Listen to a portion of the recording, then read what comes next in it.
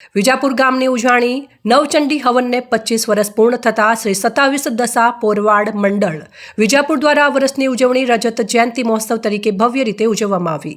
આ પ્રસંગે શ્રી 27 દશા પોરવા સમાજના 27 ગામના જ્ઞાતિજનોને રજત જયંતિમાં આમંત્રણ આપવામાં આવ્યું હતું। કાર્યક્રમ દરમિયાન દરેક ગામના પ્રમુખોનું શાલ પહેરાવીને સ્વાગત કરવામાં આવ્યું હતું। સાથે જ વિજાપુરના જ્ઞાતિજનના ધોરણ 1 થી 12માં અભ્યાસ કરતા વિદ્યાર્થીઓને પ્રોત્સાહન રૂપે 10 ગ્રામની ચાંદીની લગડી આપી સન્માનિત કરવામાં આવ્યા હતા। ઉલ્લેખનીય છે કે શ્રી 27 દશા પોરવાડ મંડળ વિજાપુરની પ્રથમ ઉજાણીની શરૂઆત સ્વર્ગીય નાથાલાલ ચુનીલાલ દેસાઈ દ્વારા કરવામાં આવી હતી।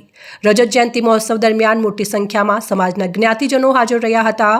આ પ્રસંગે સમાજના રખેવાળ તરીકે રિપોર્ટિંગ સેવાઓ આપતા મિતેશ શાહનું પણ શાલ પહેરાવીને સન્માન કરવામાં આવ્યું હતું।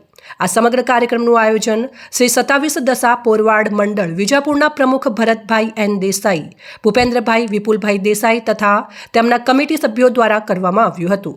રજત જયંતિ મહોત્સવ દ્વારા સમાજની એકતા, પરંપરા અને નવી પેઢીને પ્રોત્સાહન આપવાનો સંદેશ આપવામાં આવ્યો હતો।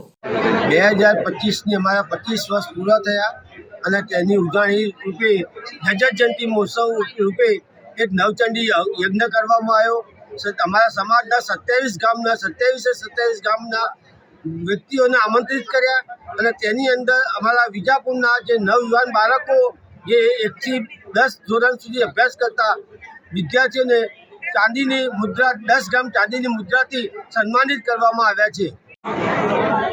આજ રોજ વિજાપુર મંડળ દ્વારા 27 દશા પોરવાડના તમામ ગામોને આમંત્રણ આપેલ છે।